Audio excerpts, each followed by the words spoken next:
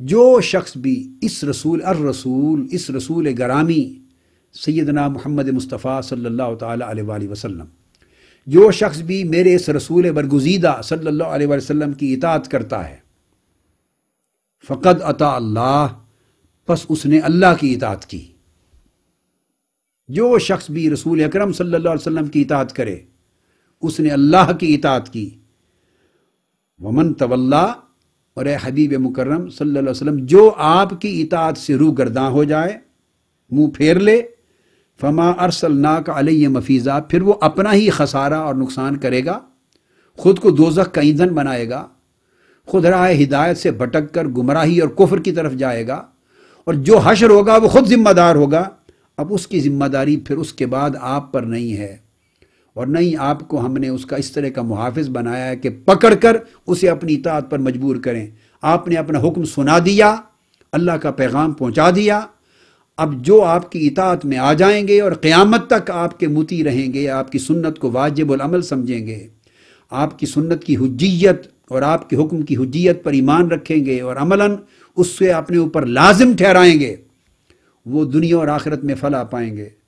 اور جو اس سے انحراف کریں گے، آپ پر ان کا کوئی بوجھ نہیں ہے، وہ سارا بوجھ ان پر ہوگا کہ اپنے آپ کو وہ دوزخ میں جا گرائیں گے۔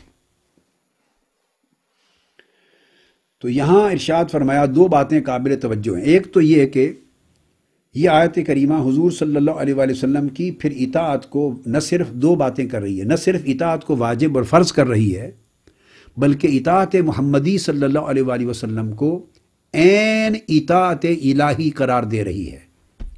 اس آیت کریمہ میں سب سے پہلے تو دو باتیں واضح ہوئیں۔ ایک یہ کہ حضور علیہ الصلوۃ والسلام کی اطاعت بھی جیسے پہلے رسولوں کی اطاعت تھی امت پر واجب، اس طرح حضور علیہ الصلوۃ والسلام کی اطاعت کے وجوب اور فرضیت کا ڈائریکٹ حکم آ گیا۔ ہر چند کے یہ حکم تو یا ایھا الذین آمنوا اطیعوا اللہ واطیعوا الرسول جیسی ان 22 آیتوں میں بھی تھا جن کا ذکر ہم مکمل کر چکے ہیں، جن کا بیان۔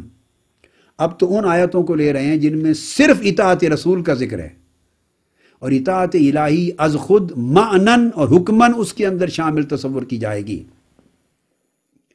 اب اس کے تحت بھی اللہ تبارک و تعالیٰ نے یہ کنسیپٹ کلیئر کر دیا کہ ایک تو میرے اس رسول گرامی صلی اللہ علیہ وسلم کی اطاعت اے امت محمدی، قیامت تک جو لوگ ان کو رسول مانیں گے اور جو ان کی رسالت پر ایمان لائیں گے، ان سب کے لیے فرض اور واجب کر دی گئی۔ نمبر 2، دوسری بات یہ واضح کر دی اللہ رب العزت نے کہ اطاعت رسول اکرم صلی اللہ علیہ وسلم کی اطاعت یہی حقیقت میں اطاعت الہی ہے، اور اس اطاعت رسول کو چھوڑ کر یا اطاعت رسول سے ہٹ کر یا اطاعت رسول سے منہ پھیر کر اطاعت الہی کا الگ سرے سے کوئی وجود ہی نہیں ہے۔ اطاعت رسول کے بغیر اطاعت الہی کی کوئی ایگزسٹنس ہی نہیں ہے تمہارے لیے، اور تمہارے پاس اس کا کوئی ثبوت ہی نہیں ہے، چونکہ تم تک تو براہ راست میرا حکم یعنی اللہ کا حکم پہنچا ہی نہیں۔ تم نے کیا اطاعت کرنی ہے؟ جب میں نے ڈائریکٹلی تمہیں اپنا حکم ہی نہیں پہنچایا تو تم میری اطاعت کیسے کرو گے؟ بولیے۔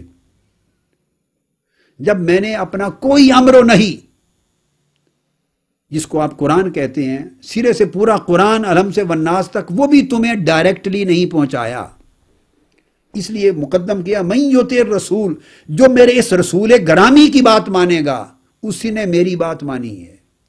جو اس رسول گرامی کے حکم کے سامنے سر تسلیم خم کرے گا اسی نے اپنی سر تسلیم میری بارگاہ میں خم کی ہے۔ جو میرے اس رسول گرامی کے ہر حکم کو آمنا وصدقنا اور لبیک کہے گا اسی نے میرے حکم پہ لبیک کہا ہے۔ جس نے میرے اس رسول گرامی کی سنت کو واجب اور فرض سمجھ کر اپنی زندگی میں لازم کیا ہے اسی نے میرے حکم کی اطاعت کی ہے۔ اس لیے اگر تم یہ کہو کہ ہم قرآن کو مانتے ہیں تو اس پر سوال پیدا ہوگا، ایسا کہنے والا جب بولے گا کہ ہم قرآن کو مانتا ہوں، صرف قرآن کافی ہے، اس سے پوچھتے ہیں کون سا قرآن؟ کون سا قرآن جس کو تم مانتے ہو؟ کون سا قرآن ہے جو تمہارے لیے کافی ہے؟ ایسا کہنے والے پر کوئی قرآن اترا ہے ڈائریکٹلی؟ یہ پوری کائنات انسانی میں اور امت محمدی میں ہے کوئی فرد جو یہ دعویٰ کر سکے کہ پورے قرآن کی 114 صورتوں میں سے کوئی ایک صورت بھی مجھ پہ اتری؟ قرآن مجید کی کوئی آیت کسی پر اتری ہو؟ قرآن مجید کا ایک لفظ کسی پر نازل ہوا ہو؟ جو یہ دعویٰ کر دے گا وہ کافر ہو جائے گا۔ وہی ختم ہو چکی، بند ہو چکی آقا علیہ الصلوۃ والسلام کے بعد، اب وہی نہ کسی اور پر آئی نہ قیامت تک آئے گی۔ جو دعویٰ کرے گا کہ مجھ پر اللہ کی وحی آئی وہ کافر و مرتد ہو جائے گا۔ نبوت اور رسالت کا دروازہ بند ہو گیا۔ آقا علیہ السلام خاتم النبیین اور خاتم الرسل، خاتم الانبیاء اور خاتم الرسل ہو گئے۔ ما کان محمد ابا احد من رجالکم ولکن رسول اللہ، اللہ نے ڈکلیئر کر دیا کہ وہ اللہ کے رسول ہیں، اور ایسے رسول وخاتم النبیین کہ ان پر تمام نبوت اور رسالت کے سلسلے اب ختم کر دیے گئے۔ وکان اللہ بکل شیء علیما۔ تو اب یہ کہنا کہ قرآن میرے لیے کافی ہے، تو اس سے پوچھو کہ تمہیں کون سے قرآن کی کیا خبر ہے؟ کس نے تمہیں قرآن کا قرآن ہونا بتایا ہے؟ کس نے تمہیں خبر دی ہے کہ یہ قرآن ہے جو تم اپنے لیے کافی سمجھتے پھرتے ہو؟ کس نے تمہیں بتایا ہے کہ یہ آیات قرآنی ہیں اللہ کی نازل کردہ، جسے کہتے ہو کہ ان کا حکم میرے لیے کافی ہے؟ کون سا اللہ کا حکم تم پر اترا ہے؟ میں ایسی سوچ رکھنے والے شخص کے دماغ سے سوال کر رہا ہوں، اس دماغ کو ایڈریس کر رہا ہوں، اس انسان کو ایڈریس کر رہا ہوں، کون سا قرآن؟ اب اس کا جواب کیا ہوگا؟ اس کے سوا کوئی جواب کسی کے پاس نہیں۔ وہ کہے گا بھئی وہی قرآن جسے ہم پڑھتے ہیں۔ بھئی ٹھیک ہے، ہم پڑھتے ہیں، ہم اس کی تلاوت کرتے ہیں، قرات کرتے ہیں، سنتے ہیں، ساری جس کی تفسیریں لکھی جاتی ہیں، جس کی بات آپ اور ہم کرتے ہیں، لیکن سوال تو پھر قائم ہے میرا، یہ قرآن دیا کس نے؟ اس قرآن کے قرآن ہونے کی خبر کس نے دی ہے؟ یہ قرآن اترا کس پر ہے؟ یہ قرآن کسی کی زبان سے ہمیں ملا ہے؟ کس پر اعتماد کی بنیاد پر ہم نے اس قرآن کو قرآن جانا ہے؟ ان سارے سوالات کا ایک ہی جواب ہے، اور وہ محمد الرسول اللہ صلی اللہ تعالی علیہ وآلہ وسلم، حضور علیہ السلام کی ذات گرامی۔ تو دیکھا کہ قرآن کو کافی سمجھنے والے بھی بالآخر کوئی راستہ نہ بچا سوائے بارگاہ محمدی کے، دہلیز محمد صلی اللہ تعالی علیہ وآلہ وسلم پر آ کے کھڑے ہو گئے۔ ہاں، یہ بارگاہ ہے جس نے ہمیں قرآن عطا کیا، یہ وہ ذات گرامی ہے جس نے یہ فرمایا کہ قرآن مجھ پر اترا ہے۔ اس ذات گرامی نے بتایا اس قرآن کی 114 صورتیں ہیں، یہ علم سے والناس تک یہ پورا کامل قرآن ہے۔ اس ذات گرامی نے بتایا کہ یہ قرآن مجھ پہ نازل ہوا، اور پڑھ کے ہمیں بتایا، ہمیں قرآن سے شناسا کیا، ہمیں قرآن کی پہچان دی، ہمیں قرآن کی معرفت دی، ہمیں قرآن کا علم دیا، اور ہمارا قرآن پر ایمان لائے۔ ہم نے تو کچھ دیکھا نہیں تھا، تو بنیاد تو بن دیکھے ماننے پر تھی، تو قرآن پر بھی ایمان تو بن دیکھے ہی تھا۔ نہ ہم نے جبرائیل امین کو دیکھا، نہ جبرائیل امین کو اترتے دیکھا، نہ وحی الہی لاتے دیکھا، نہ وحی الہی حضور کے قلب انور پر نازل کرتے دیکھا، نہ سنا۔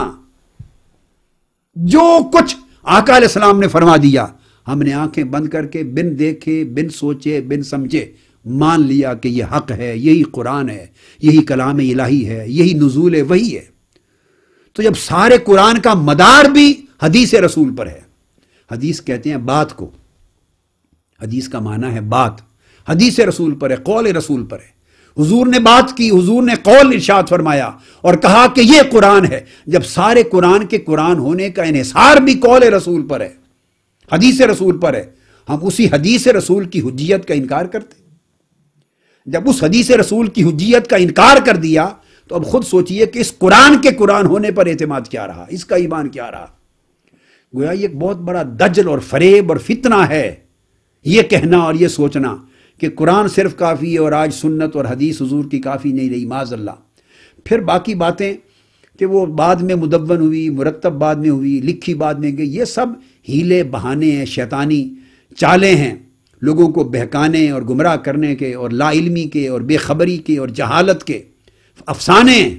اس پر گفتگو میں انشاءاللہ اپنی اس لیکچرز کی سیریز کے اینڈ میں کروں گا، اس کے اوپر میں مفصل بات کروں گا، یہ کہ تاکہ یہ چال بھی جو شیطان نے ہمیں جس چال میں پھنسایا ہے اور جس جال میں، وہ بھی راز کھل جائے کہ یہ بھی بعد میں مرتب نہیں ہوئی، بھی حضور علیہ السلام کے زمانے میں مرتب ہوئی، لکھی گئی۔ اس کا تسلسل ہے۔ اس موضوع کو اس وقت ٹچ نہیں کر رہا، اس سیریز آف لیکچر کے اینڈ میں اس سبجیکٹ پر آؤں گا انشاءاللہ تعالی، پورے ایویڈنسز، حوالہ جات اور دلائل، تاریخی دلائل کے ساتھ پوری چیز کلیئر کروں گا۔ اس وقت تو یہ بات